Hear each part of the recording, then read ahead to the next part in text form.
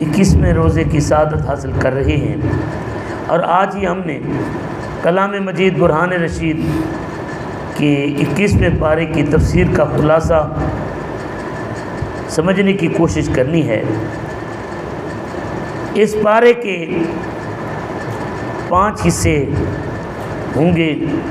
سب سے پہلا حصہ سورہ عنکبوت کا بقیہ جز، دوسرا حصہ سورہ روم مکمل ہوگی، تیسرے حصے میں سورہ لقمان، چوتھے حصے میں سورہ سجدہ مکمل، اور 5واں حصہ جو ہوگا وہ سورہ احزاب کا ابتدائی جز ہوگا۔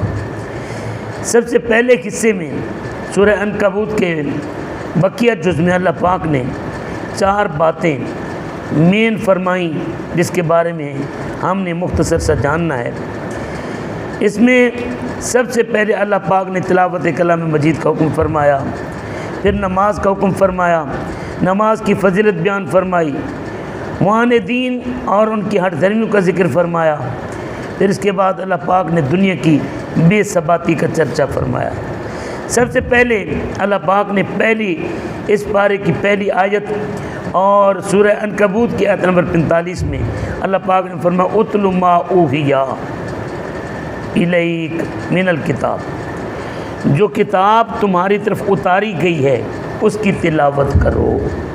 اللہ پاک نے تلاوت کا حکم فرمایا۔ اب تلاوت کا مالک الملک نے حکم فرمایا ہے، اب تلاوت کی برکتیں کتنی ہیں۔ نبی کریم صلی اللہ علیہ وآلہ وسلم کی نشانی اور علامت اور مقام اور مرتبہ جو اللہ پاک نے بیان فرمایا وہ یہ ہے کہ نشانی میرے نبی کی یہ ہے یتلو علیہم آیاتک۔ ابراہیم علیہ السلام نے دعا مانگی، مولا وہ نبی بھیج جو اپنی امت کے لوگوں کو آ کر قرآن مقدس کی تلاوت سنائے۔ تو یہ تلاوت نبی کی سنت ہے۔ اور پھر یہ بھی حدیث پاک میں آتا ہے افضل العبادت تلاوت القرآن، کہ سب سے افضل عبادت وہ ہے جو قرآن مقدس کی تلاوت کرنا۔ اور یہ بھی میرے نبی کریم صلی اللہ علیہ وآلہ وسلم نے ارشاد فرمایا کہ جس سینے میں اللہ کے قرآن کا کوئی حصہ نہیں ہے، یعنی اس نے کچھ بھی یاد نہیں کیا ہوا، تو وہ اجڑے ہوئے برباد گھر کی طرح ہے۔ تو یہ قرآن مقدس کی تلاوت بہت بڑا نور ہے۔ اس کے بعد اللہ پاک نے فرمایا اقم الصلاۃ ان الصلاۃ تنہی عن الفحشاء والمنکر، کہ قرآن مقدس کی بعد نماز کو قائم کرو، اور یہ نماز جو ہے یہ تمہیں برائی اور بے حیائی کے کاموں سے روکتی ہے۔ اب یہاں پر نماز میرے نبی کریم صلی اللہ علیہ وآلہ وسلم نے نماز کے حوالے سے فرمایا کہ الصلاۃ معراج المومن، میری معراج لامکانوں پہ جا کر اللہ رب العزت کے ساتھ ملاقات کرنا، اور میرے ماننے والے مومنین کی معراج کیا ہے، وہ نماز کا ادا کرنا۔ اور میرے نبی کریم صلی اللہ علیہ وسلم ارشاد فرماتے ہیں الصلاۃ قرۃ عینی فی الصلاۃ، میری آنکھوں کی ٹھنڈک کس کے اندر ہے، نماز کے اندر رکھی گئی ہے۔ اور میرے نبی کریم صلی اللہ علیہ وسلم یہ بھی ارشاد فرماتے ہیں کہ کافر اور مومن کے درمیان فرق کرنے والی چیز نماز ہے، یعنی کافر کبھی نماز نہیں پڑھتا اور مومن نماز کو چھوڑتا نہیں ہے۔ اب اس کے بعد اللہ رب العزت نے یہاں پر یہ فرمایا ان الصلاۃ تنہی عن الفحشاء والمنکر، نماز برائی بے حیائی سے روکتی ہے۔ اب اس میں نبی کریم صلی اللہ علیہ وآلہ وسلم کے زمانے میں میرے نبی کریم صلی اللہ علیہ وسلم کے پاس ایک بندہ آیا اور کہنے لگا یا رسول اللہ فلاں شخص نمازیں بھی پڑھتا ہے اور گناہ بھی کرتا ہے۔ میرے نبی کریم صلی اللہ علیہ وآلہ وسلم نے فرمایا اسے نمازیں پڑھنے دو، یہ نماز اسے گناہوں سے روک دے گی، گناہوں سے روک دے گی۔ اب گناہوں سے روک دے گی، آقا نے فرما دیا۔ کچھ دنوں بعد وہی بندہ آتا ہے یا رسول اللہ جس کے بارے میں نے آپ کو شکایت لگائی تھی کہ وہ بندہ نمازیں بھی پڑھتا ہے پھر گناہ بھی کرتا ہے، آقا اس نے سارے گناہ چھوڑ دیے، وہ اللہ کا خالص بندہ بن گیا ہے۔ تو میرے نبی کریم صلی اللہ علیہ وسلم نے یہ نماز کی برکت بیان فرمائی ہے۔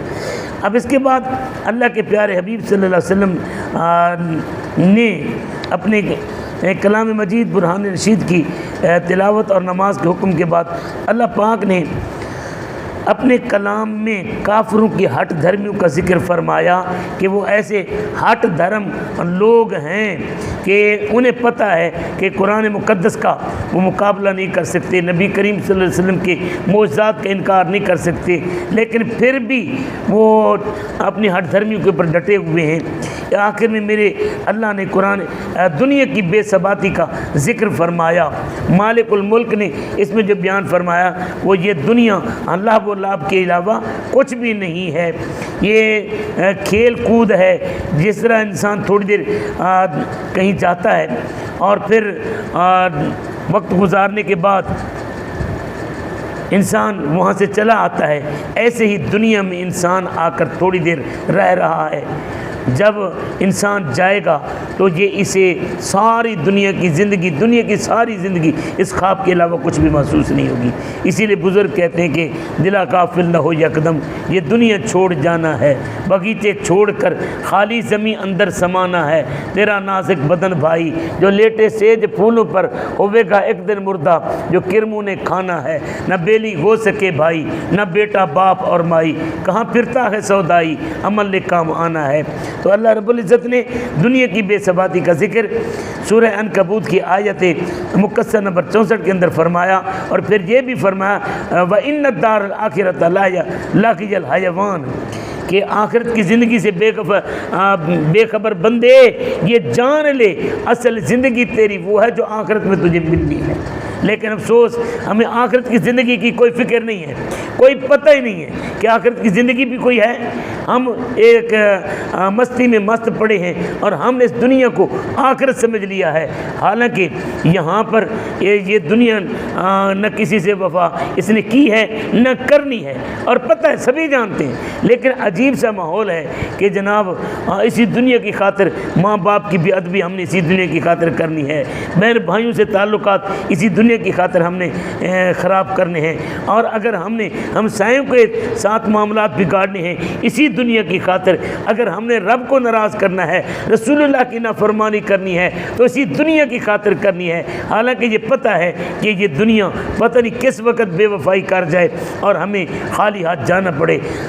حضرت وہ کہتے ہیں کہ سکندر ذوالقرنین کا جس وقت آخری وقت آیا نا تو اس نے کیا کہا، کہنے لگا کہ جب میرا جنازہ اٹھایا جائے تو میرے دونوں ہاتھ کفن سے باہر نکال دیے جائیں۔ کسی نے پوچھا کہ وجہ کیا ہے، کیوں؟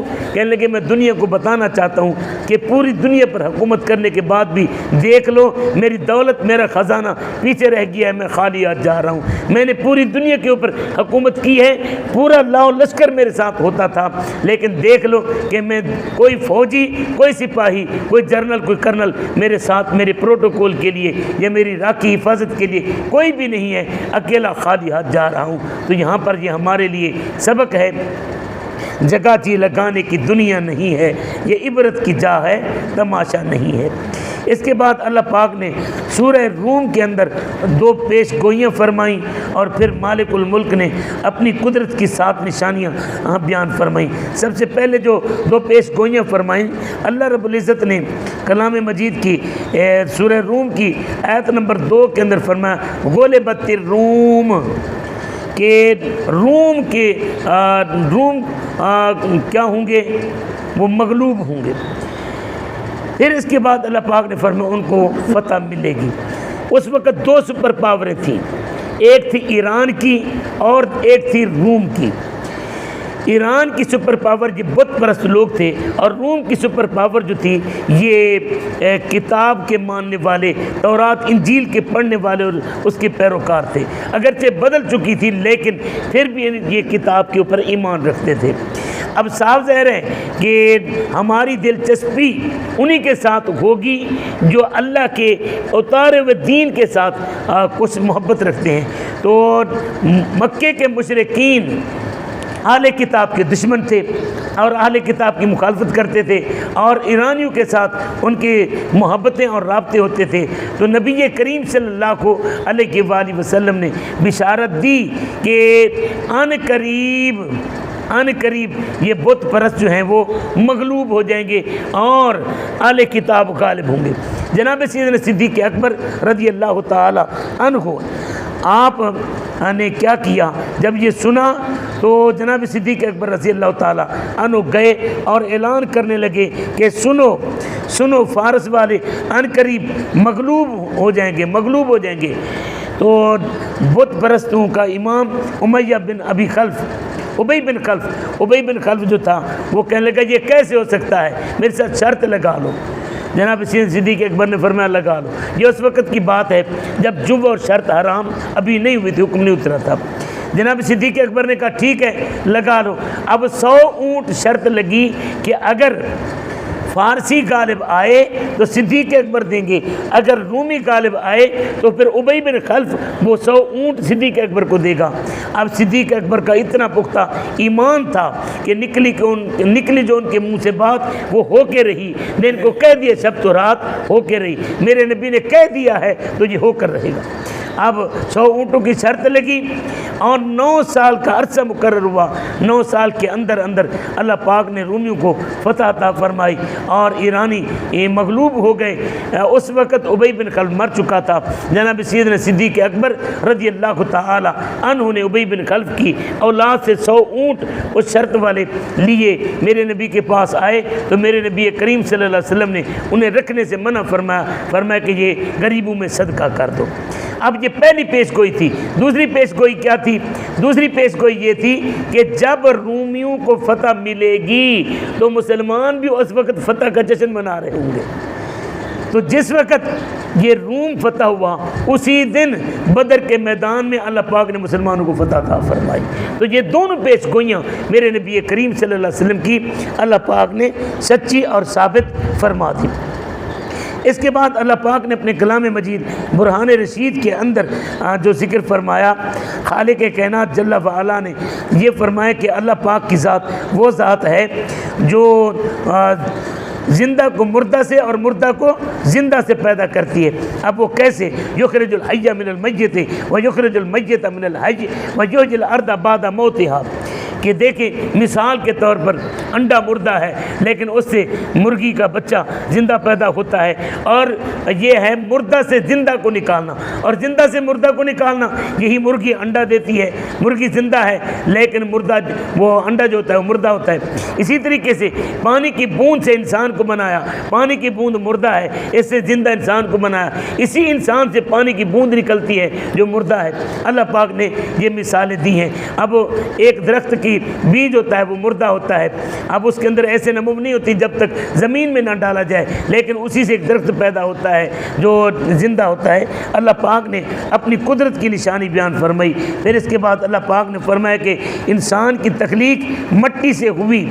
یہ آیت نمبر 20 کے اندر بیان فرمایا ومن آیاتہ ان خلقکم من تراب ثم اذا انتم بشر تنتشرون۔ اللہ پاک فرماتا ہے کہ ہم نے انسان کو تمہیں مٹی سے پیدا کیا ہے، مٹی سے پیدا کیا ہے، پھر تم بشر بن کر زمین میں پھیلے ہوئے۔ پھر اس کے بعد اللہ پاک نے یہ بیان فرمایا کہ میاں بیوی اللہ پاک نے جوڑے بنائے اور پھر ان کے درمیان محبت کا قائم ہونا بھی یہ اللہ کی قدرت ہے، یہ اللہ کی قدرت کی نشانی ہے۔ پھر اس کے بعد زمین و آسمان کی پیدائش کا ذکر فرمایا۔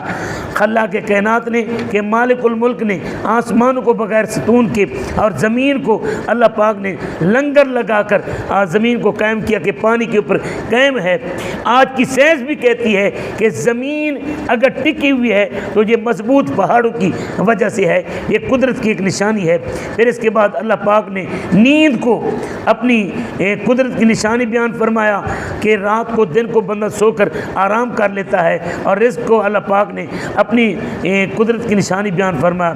پھر مالک الملک نے آیت نمبر 24 کے اندر بجلی کے چمکنے کو، بارش کے اترنے کو، پھر اس بارش کے ذریعے زمین کی آبادی کو اپنی قدرت کا ذریعہ بتایا۔ پھر آیت نمبر 26 کے اندر مالک الملک نے یہ ارشاد فرمایا کہ آسمان اس کی قدرت کے ذریعے قائم ہے، اس کی قدرت کے ذریعے قائم ہے۔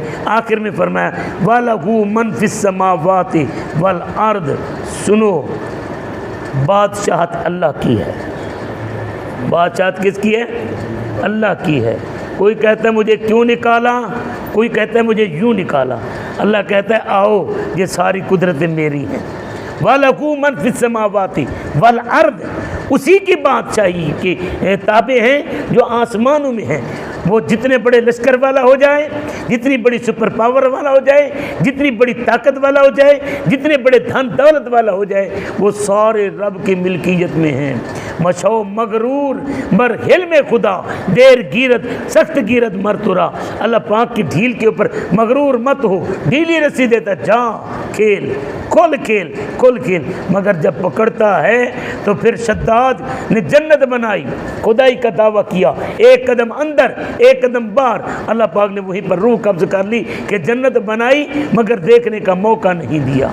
یہاں پر اگلے دن ایک دوست بتا رہا تھا، ہمارے 99 میں ایک بندے نے دنوں میں، چودھری صاحب نے مکان بنایا اور اتنی تیزی سے بنایا جناب، کروڑ روپیہ اس نے لگا دیا، کروڑ سے بھی زائد لگا دیا. مگر جس دن شفٹ ہونا تھا اسی دن یار کی روح نکل گئی. وَلَهُ مَنْ فِي السَّمَاوَاتِ وَالْأَرْضِ، آسمانوں میں جو کچھ ہے وہ بھی اسی کا ہے، زمینوں میں جو کچھ ہے وہ بھی اسی کا ہے. كُلٌّ لَهُ قَانِتُونَ، ہر چیز اسی کی فرما بردار ہے. پھر اس کے بعد حضرات وقار اللہ رب العزت نے نبی کریم صلی اللہ علیہ وآلہ وسلم کے معجزات کا ذکر اپنے قرآن مجید برہان رشید کی آیت نمبر 52 اور 53 کے اندر فرمایا. خلاق کائنات فرماتا ہے اِنَّكَ لَا تُسْمِعُ الْمَوْتَى وَلَا تُسْمِعُ الصُّمَّ الدُّعَاءَ اِذَا وَلَّوْا مُدْبِرِينَ، کہ آپ کافروں کو نہیں سنا سکتے. یہاں پر ذکر ہے مردوں کا. کچھ لوگ کہتے ہیں جناب یہاں پر نبی مردوں کو نہیں سنا سکتے. جب نبی نہیں سنا سکتا تو تم درباروں پر جا کر کیوں آواز دیتے ہو؟ یار ایسی بات نہیں ہے، ایسی بات نہیں ہے، ایسی بات نہیں ہے. میرے اللہ نے یہاں پر جنہیں ذکر کیا ہے، ذرا اگلی آیت پڑھ کر دیکھو. اگلی آیت کیا ہے؟ اللہ پاک فرماتا ہے وما انت بہاد العمی عن دلالتہم ان تسمع الا من یؤمن بآیاتنا فہم مسلمون. فرمایا کہ تم اندھوں کو ہدایت نہیں دے سکتے ان کی گمراہی سے. ہاں ان تسمع، آپ نہیں سنا سکتے کسی کو بھی، الا من یؤمن، ہاں اسے آپ سنا سکتے ہیں جو ایمان والے ہیں. قرآن پڑھنا ہے. میں کہا کرتا ہوں وہ یار بخاری پڑھو مگر ساری پڑھو. من عشق نبی کے جو پڑھتے ہیں بخاری، آتا ہے بخار، ان کو آتی نہیں بخاری.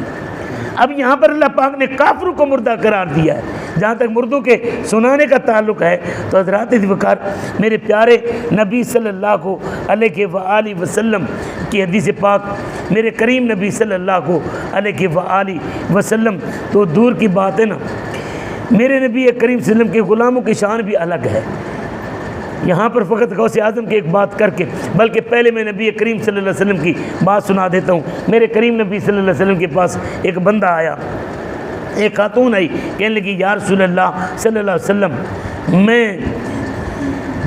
میں نے آپ کا کلمہ پڑھا، میں نے آپ کا کلمہ پڑھا، لیکن آپ کا کلمہ پڑھنے کے بعد میرے اوپر یہ مصیبت اتری. میری ایک ہی اکلوتی بیٹی تھی. میرے نبی کریم صلی اللہ علیہ وسلم سے کہنے لگی کہ میں اس کے بغیر زندہ نہیں رہ سکتی، مہربانی فرمائیں میری بیٹی واپس لوٹا دیں. میرے نبی کریم صلی اللہ علیہ وسلم نے کھڑے وہاں پر آواز دی. وہ بیٹی دفن ہو چکی ہے، دفن ہو چکی ہے، قبر میں ہے. میرے نبی کریم صلی اللہ علیہ وسلم نے آواز دی، قبر پھٹتی ہے، بیٹی باہر آ جاتی ہے. اب میرے نبی کریم صلی اللہ علیہ وسلم ارشاد فرماتے ہیں بتا بیٹی اس کے پاس رہنا چاہتی ہے یا جہاں تھی وہاں رہنا چاہتی ہے؟ وہ کہتی ہے کہ یا رسول اللہ میں جنت میں تھی، آپ کی آواز سنی اور میں واپس آ گئی، اللہ نے مجھے واپس بھیج دیا.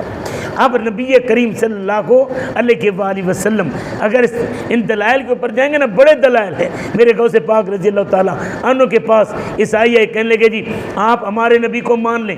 ہم ایک اتفاق کے اوپر، ایک نقطے کے اوپر متفق ہو جاتے ہیں، یہ فرقہ بندی، یہ لڑائی، یہ جھگڑا، یہ انتشار، افتراق، اختلاف سارا ختم ہو جائے. بھی کیسے؟ دیکھیں ہم ایسے نقطے پر جمع ہوتے ہیں جسے آپ بھی مانتے ہیں ہم بھی مانتے ہیں. بھی کیا ہے؟ عیسیٰ علیہ السلام کو آپ بھی مانتے ہیں ہم بھی مانتے ہیں، ٹھیک ہے آپ عیسیٰ علیہ السلام کو مان لیں، جبکہ آپ کے نبی کو ہم نہیں مانتے. آپ نے فرمایا ٹھیک ہے تم نہیں مانتے، اپنے نبی کا معجزہ بتاؤ. اگر وہ معجزہ میرے نبی کا آج بھی زندہ ہو تو پھر مان لو گے؟ کہنے لگے جی ٹھیک ہے، کہنے لگے جی ٹھیک ہے. وہ کیا ہے؟ ہمارے نبی تو مردے کو زندہ کرتے تھے. کیا آپ کے نبی نے مردے کو زندہ کیا؟ اگر عام مولوی ہوتا تو کہتا نہیں غوث اعظم نے فرمایا یہ تو نبی کی شان ہے نا، نبی کی شان تو وراء الورا ہے، بتا تو کس مردے کو زندہ کرانا چاہتا ہے۔ ایک قبر کے اوپر عیسائی کو لے کر گئے، آپ نے فرمایا قم باذن اللہ، اللہ کے حکم سے زندہ ہو جا۔ یہ عیسیٰ علیہ السلام کہتے تھے، اب میں کہتا ہوں قم باذنی، میرے حکم سے زندہ ہو جا، تو قبر پھٹی، مردہ زندہ ہو گیا۔ تو یہ آپ اگر اس میں حدیث مبارکہ کے حوالے بھی آپ لینا چاہیں گے تو میں حدیث مبارکہ سے نبی کریم صلی اللہ علیہ وسلم کے حوالے بھی دینا الحمدللہ جانتا ہوں، اور میں نے وہ کچی گولیاں نہیں کھیلی ہیں، اللہ پاک کا فضل ہے، یہ میرے نبی کا معجزہ ہے۔ میرے نبی کریم صلی اللہ علیہ وسلم تو وہ ہیں، یہ تو پھر مردے ہیں نا۔ ابو جہل ہے میرے نبی کریم صلی اللہ علیہ وسلم کے پاس، کہنے لگا بتاؤ میری مٹھی میں کیا ہے، میری مٹھی میں کیا؟ بڑی مشہور حدیث ہے، ہر مولوی بیان کرتا ہے، معجزہ میرے نبی کا، کہہ دیا تو ہو گیا، آپ نے قطرے کو دریا کہہ دیا تو ہو گیا۔ میرے نبی صلی اللہ علیہ وسلم سے کہنے لگا بتاؤ مٹھی میں کیا ہے؟ میرے آقا نے فرمایا بتاؤ میں بتاؤں تیری مٹھی میں کیا ہے، یا مٹھی میں بند چیز بتائے میں کیا ہوں، جیسے تمہارا دل کرے۔ میرے نبی نے ابھی حکم نہیں فرمایا، ابو جہل کی مٹھی کے اندر بند کنکریاں بھی بول اٹھی، لا الہ الا اللہ محمد رسول اللہ۔ تو ابو جہل نے کنکریاں پھینک دی اور کہنے لگا یہ تو تیرا جادو ہے، بدبختوں کی جن کی بدبختی ہوتی ہے اس کا کوئی علاج نہیں ہوتا۔ حضرات اسی وقار اس کے بعد سورہ لقمان کے اندر اللہ پاک نے 3 موضوع مرکزی بیان فرمائے۔ وہ 3 مرکزی موضوع کیا ہیں؟ سب سے پہلے اللہ پاک نے توحید کے دلائل بیان فرمائے۔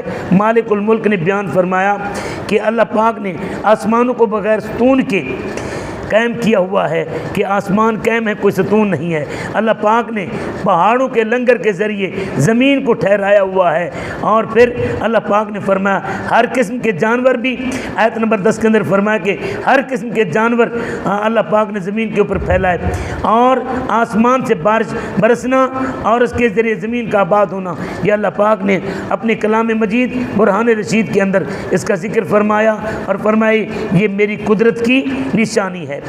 اس کے بعد اللہ پاک نے آیت نمبر 13 کے اندر جناب سیدنا لقمان رضی اللہ تعالیٰ عنہ کے ذکر فرمایا کہ انہوں نے اپنے بیٹے کو چند وصیتیں فرمائیں۔ وہ وصیتیں، نیک ماں باپ اولاد کی تربیت کرتا ہے۔ اللہ کے فضل سے ہم نے تو ٹیوشن سینٹروں کے حوالے کیے ہوئے ہیں نا، ہمارے پاس ہم تو دکانوں پر، بازاروں میں، کھیتوں میں وقت گزارتے ہیں، اولاد کی تربیت ہم خود نہیں کرتے، خود نہیں کرتے۔ جب ہم اولاد کو ٹائم نہیں دیتے تو پھر ہمیں اولاد کب ٹائم دے گی؟ ہمیں بھی اولاد ٹائم نہیں دیتی۔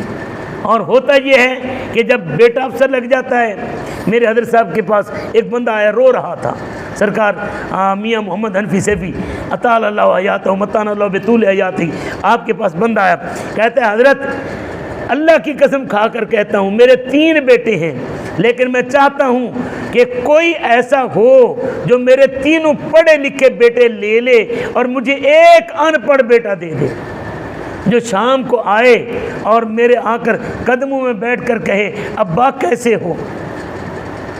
وہ 3 پڑھے لکھے ہیں، اپنے اپنی جاب پر اپنے اپنے افسر لگے ہوئے ہیں، شام کو جب رات کو آتے ہیں تو میرے کمرے میں یوں جھانک کر کہتے ہیں ڈیڈ السلام علیکم، ٹھیک ہو؟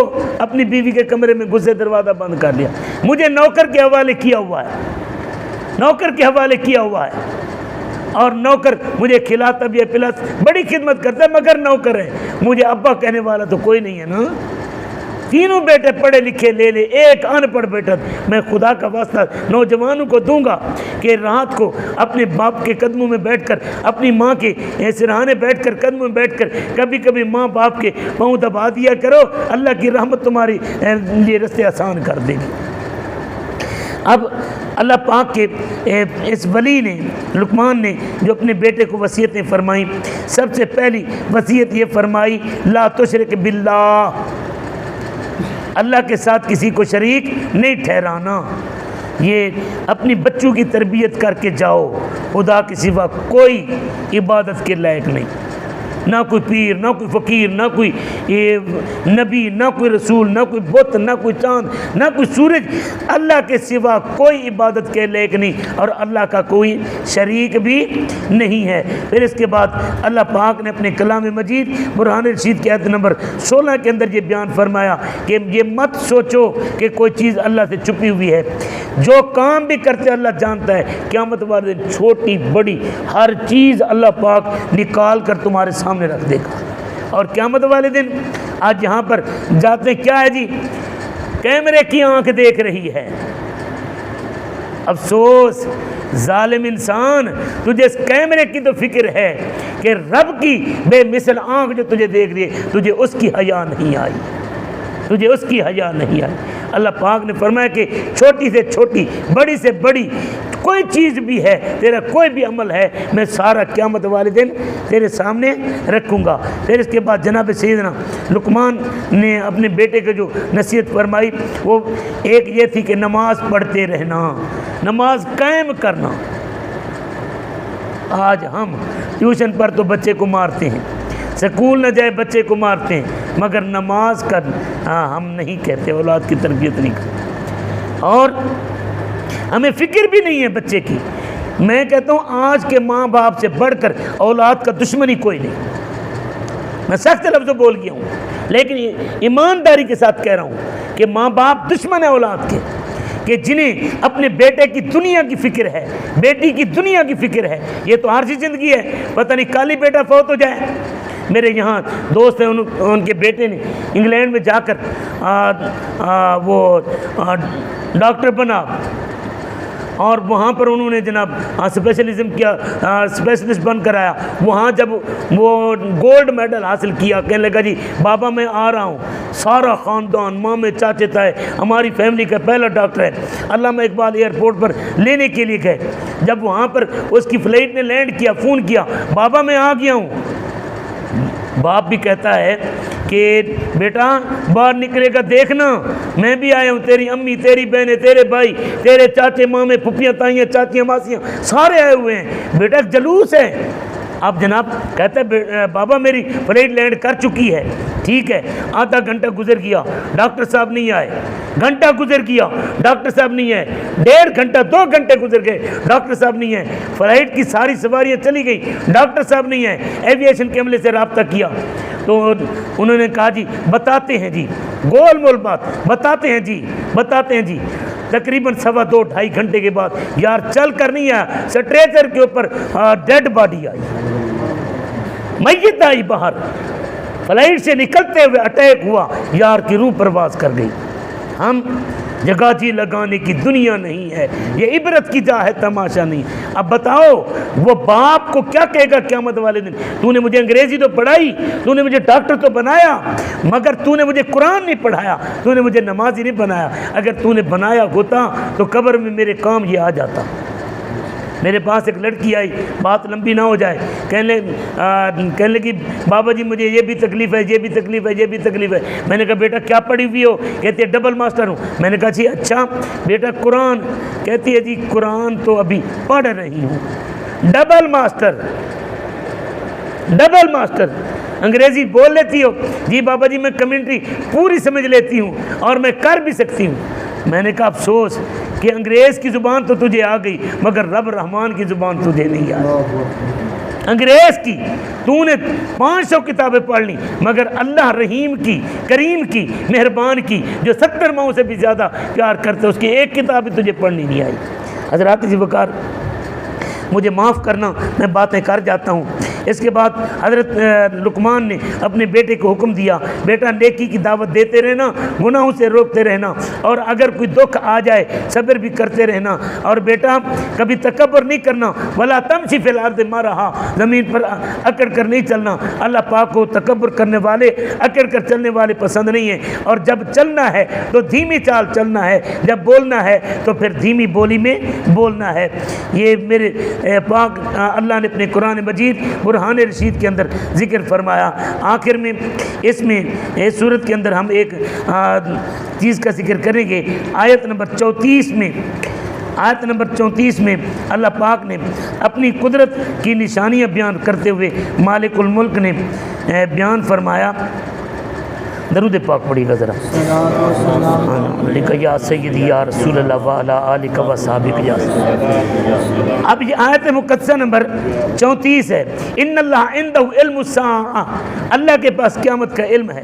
ینزل الغیث، وہ بارش برساتا ہے، کب بارش ہوگی اللہ جانتا ہے. یعلم ما فی الارحام، ماں کے پیٹ کے اندر کیا ہے اللہ جانتا ہے. وما تدری نفس ماذا تکسب غدا، اور کسی کو نہیں پتہ کل کیا ہوگا. اور وما تدری نفس بأی ارض تموت، اور کسی کو نہیں پتہ کہاں موت آئے گی. یہ 5 علم علماء نے، کچھ علماء نے کتابوں کے بھرمار کر دی. بس اللہ جانتا ہے، اللہ کے سوا کوئی نہیں جانتا. یہاں تک انہوں نے جناب باتیں کر دیں کہ شاید اللہ کسی کو بتا بھی نہیں سکتا. ایسے لکھنے کا انداز ایسا تھا، انداز ایسا. حالانکہ رب جسے چاہے جتنا چاہے جو چاہے علم دے سکتا ہے. حضرات وقار، اب یہاں پر میرے نبی کریم صلی اللہ علیہ وسلم مسجد نبی میں آئے، ممبر کے اوپر جلوہ گر ہوئے، ایک ہاتھ میں ایک کتاب، دوسرے ہاتھ میں دوسری کتاب. آقا نے صبح سے لے کر شام تک وعظ فرمایا، اتنا علم عطا فرمایا، اتنا علم بیان فرمایا. حتیٰ داخل اہل الجنت الجنت والنار النار، حتیٰ کہ اتنا بیان فرمایا کہ جو جنتی جنت میں جائیں گے، جہنمی جہنم میں جائیں گے، ان کے نام، ان کے باپوں کے نام بھی بیان فرما دیے. اور پھر فرمایا یہ کتاب جنتیوں کی ہے، یہ کتاب جہنمیوں کی ہے. اللہ پاک نے یہ میرے نبی کو علم عطا فرمایا. آج کل تو پھر اب جہاں تک بارش کا علم ہے کہ کسی کو نہیں پتہ بارش کب ہوگی، کہاں ہوگی. یہ تو یار مہینہ پہلے، 8 دن پہلے، ایک دن پہلے ٹی وی کے اوپر لڑکی بتا رہی ہوتی ہے، مولوی صاحب بھی جھوم رہے ہوتے ہیں اور بابا بہو جی بھی جھوم رہے تھے، ہاں جی کل بارش ہوگی. بھئی کیا وہ ٹی وی کے اوپر بتا رہی تھی، اور اس کی بات تجھے سمجھ آ گئی. انہوں نے تو مشین کو استعمال کیا نا. نبوت کا علم وہاں سے شروع ہوتا ہے جہاں سائنس فیل ہو جاتی ہے. اس کے بعد ما فی الارحام، پیٹوں کے اندر کیا ہے. آج الٹرا ساؤنڈ نے کم آسان کرتے ہیں. حالے 5واں مہینہ ہوتا ہے تے خوش ہو کے یا منہ لٹکا کے آ جاتے ہیں جی پتر دسے نے، جی خوش نے، دی دسے نہیں منہ لٹکے ہوئے ہیں. یہ تو آج سائنس نے آسانی کر دی.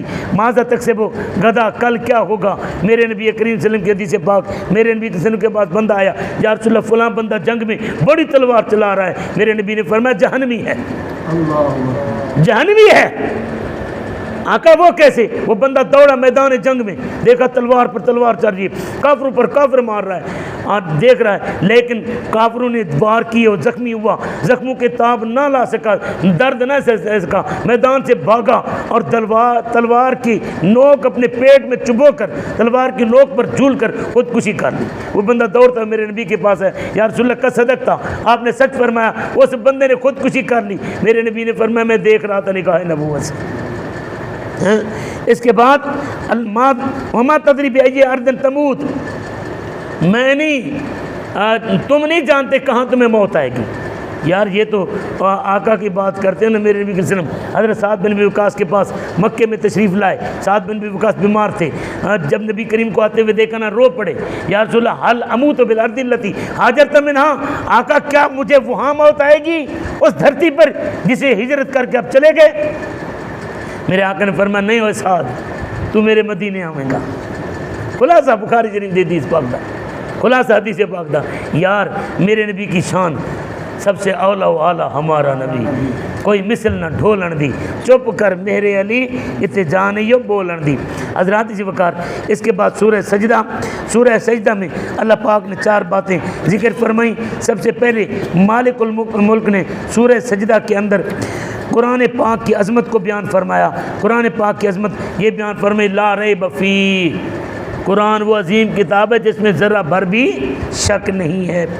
پھر اس کے بعد اللہ پاک نے یہ بیان فرمایا اپنی توحید کا کہ آسمانوں کا خالق میں ہوں، اور پھر آسمانوں کے خالق ہونے کے ساتھ مالک الملک نے ارشاد فرمایا ساری کائنات کی تدبیر معاملات چلانے والا بھی میں ہوں. پھر اللہ پاک نے یہ فرمایا کہ میں ہر چیز کو ظاہر باطن غیب اور شاہد ہر چیز کو میں جانتا ہوں. اور پھر مالک الملک نے یہ بیان فرمایا کہ انسانوں کو میں نے مٹی سے پیدا کیا، پھر اس کو پانی، اس کی نسل پانی سے چلائی، پھر یہ بیان فرمایا جب میں نے اسے سنوارا، اس میں اپنی روح پھونکی، میں نے اس کو کان بھی دیے، میں نے اسے آنکھیں بھی دی، میں نے اسے دل بھی دیا، مگر افسوس قلیلا ما تشکرون، بہت تھوڑے لوگ ہیں تم میں سے جو شکر کرتے ہیں۔ ہمیں اللہ کا شکر ادا کرنا چاہیے۔ اس کے بعد نبی کریم صلی اللہ علیہ وسلم پر اترنے والا قرآن سورہ سجدہ کے اندر آیت نمبر 12 میں قیامت کا ذکر فرماتا ہے کہ قیامت والے دن مجرم اللہ کی دربار میں سر جھکا کر شرمندہ کھڑے ہوں گے، لیکن نبی کے غلام نبی کے دامن رحمت میں چھپ کر کھڑے ہوں گے۔ ڈھونڈا ہی کریں داور معاشر کے سپاہی، وہ کس کو ملے یا رسول اللہ جو تیرے دامن میں چھپا ہو۔ اس کے بعد اللہ پاک نے رسالت کا ذکر فرمایا۔ اللہ پاک نے پیارے موسیٰ علیہ نبی جنا علیہ الصلوۃ والسلام کا ذکر فرمایا کہ موسیٰ علیہ نبی جنا علیہ الصلوۃ والسلام کو تورات کیسے ملی۔ اس کے بعد سورہ احزاب میں 2 باتیں مالک الملک نے بیان فرمائی، یہ سننے والی ہیں، وقت تو ہو چکا لیکن سنتے جانا۔ سب سے پہلے کافروں کا یہ نظریہ تھا کہ انسان کے سینے میں 2 دل ہیں، لیکن قرآن یہ کہتا ہے نہیں، 2 دل نہیں، ایک دل ہے۔ اس وقت کافر اپنے آپ کو پڑھا لکھا کہتے تھے اور نبی امی تھے، نبی امی تھے۔ آج امی کا معنی کچھ مولوی یہ کرتے ہیں جی ان پڑھ، نہیں، امی وہ ہوتا ہے جسے رب پڑھائے۔ ایک ہوتا ہے تیرا پڑھا، ایک ہوتا ہے پروفیسر کا پڑھا، ایک ہوتا ہے ٹیچر کا پڑھا، ایک ہوتا ہے رب کا پڑھا۔ الرحمن علم القرآن خالق الانسان علمہ البیان وعلمک ما لم تکن تعلم، محبوب تجھے ہم نے پڑھایا، ہم نے علم دیا جس چیز کا تمہیں علم نہیں تھا۔ وہ جسے رب علم دے تو اس کے علم کو اندر ترازو ڈالتا ہے، جا یار کتنا کملہ ہو گیا ہے۔ اب اس کے بعد دوسری بات یہ تھی کلمات زہار، یہ اپنی بیوی کو، یہ مسائل ہیں ذرا سننا اور سمجھنا، آنکھیں کھول کر ذرا نیند سے بیدار ہو کر بیٹھنا۔ زہار کس کو کہتے ہیں؟ اپنی بیوی کو اپنی ماں کے ساتھ تشبیہ دینا، تو میری ماں جیسی ہے، یا اپنی بیوی کے جسم کو ماں کے جسم سے تشبیہ دینا کہ تیرا سر میری ماں کے سر جیسا ہے، اور نیت حرام ہونے کی کرنا، اسے زہار کہا جاتا ہے، اسے زہار کہا جاتا ہے۔ اب زہار کا مسئلہ یہ ہے کہ اس وقت کافر جو تھے اسے مستقل طلاق سمجھتے تھے، جبکہ قرآن نے یہ فرمایا کہ زہار کا ایک کفارہ ہے۔ کفارہ اگر بندہ ادا کر دے تو بیوی اس کے لیے بغیر نکاح کے حلال ہو جاتی ہے، لیکن جب تک کفارہ نہیں دے گا بیوی حلال نہیں ہوگی۔ وہ کفارہ کیا ہے؟ ایک غلام کا آزاد کرنا، یا متواتر 60 روزے رکھنا، 60 روزے رکھنا، 60 روزے کے درمیان میں وقفہ نہ ہو، اور اس دوران اپنی بیوی کو چھوئے بھی نہیں، قریب نہ جائے۔ اگر 60 روزے نہیں رکھ سکتا تو پھر 60 مسکینوں کو 2 ٹائم کا کھانا کھلائے، 2 ٹائم کا کھانا کھلائے، یہ زہار کا کفارہ ہے۔ اس کے بعد آخری مسئلہ جو قرآن مجید نے اپنے کلام مجید کے اندر بیان فرمایا وہ ہے متبنہ کا حکم، منہ بولا بیٹا، کہ ہم بیٹا کسی سے لے کر پالتے ہیں، اس کا حکم قرآن مجید برہان رشید نے اپنے کلام مجید کے اندر بیان فرمایا۔ سورہ احزاب کے اندر وہ آیت نمبر 5 کے اندر اللہ پاک نے اس کا ذکر فرمایا ہے۔ وہ اللہ پاک یہ فرماتے ہیں کہ ما جعل ادعیاءکم ابناءکم ذالکم قولکم بافواہکم، جنہیں تم اپنے منہ سے بیٹا کہہ دیتے ہو، تمہارے کہنے سے بیٹا نہیں بن جاتا، بیٹا نہیں بن جاتا، وہ بیٹا اسی کا ہے جس کا ہے، بیٹا اسی کا جس کا ہے۔ پھر اس کے بعد اللہ رب العزت نے فرمایا ادعوہم لآبائہم، ان کو ان کے باپوں کے نام سے پکارو، وہ اقسط عند اللہ، یہ اللہ کے نزدیک صحیح بات ہے۔ وَإِن لَّمْ تَعْلَمُوا آبَاءَهُمْ فَإِخْوَانُكُمْ فِي الدِّينِ وَمَوَالِيكُمْ، اگر تمہیں ان کے باپ کے نام کا پتہ نہیں ہے تو پھر وہ تمہارے دینی بھائی ہیں، تم ان کے گارڈینز اور سرپرست ہو سکتے ہو مگر باپ نہیں، باپ نہیں، یہ ذہن میں رکھیں۔ اور پھر یہاں پر ایک دو باتیں میں، ہمارے ہاں یہ عموماً رواج ہے، کسی سے بچہ لیا اپنے نام لکھوا دیتے ہیں، وہ بچہ جس کا ہے وہ اپنے کاغذوں میں اندراج نہیں کراتا، وہاں سے وہ جائیداد سے محروم ہوتا ہے۔ اب وہاں سے محرومی ایک الگ گناہ، اور یہاں پر جس کی جائیداد کا وارث نہیں تھا، حقدار نہیں تھا، ان کی جائیداد کا وارث بنا، جو وارث تھے ان کی جائیداد کا حق اس نے مارا۔ اب یہ حق مارنے کا جو گناہ ہے یہ لکھنے والے، لینے والے، کہنے والے، کہلانے والے ان کے اوپر ہے، بچے کے اوپر کوئی گناہ نہیں، بچے کے اوپر کوئی گناہ نہیں۔ اور پھر ایک حدیث پاک میرے نبی کریم صلی اللہ علیہ وآلہ وسلم نے ارشاد فرمایا، جو اپنے باپ کے علاوہ کسی اور کی طرف اپنے آپ کو منسوب کرتا ہے اس کے اوپر فرشتوں کی، اللہ کی اور سارے لوگوں کی لعنت ہے۔ یہ قرآن مقدس کے اندر تفسیر کے اندر حدیث پاک میں نے پڑھی ہے، یہ اللہ پاک کا حکم تھا جو میں نے آپ کے سامنے رکھا۔ اللہ پاک ہمیں سمجھنے اور عمل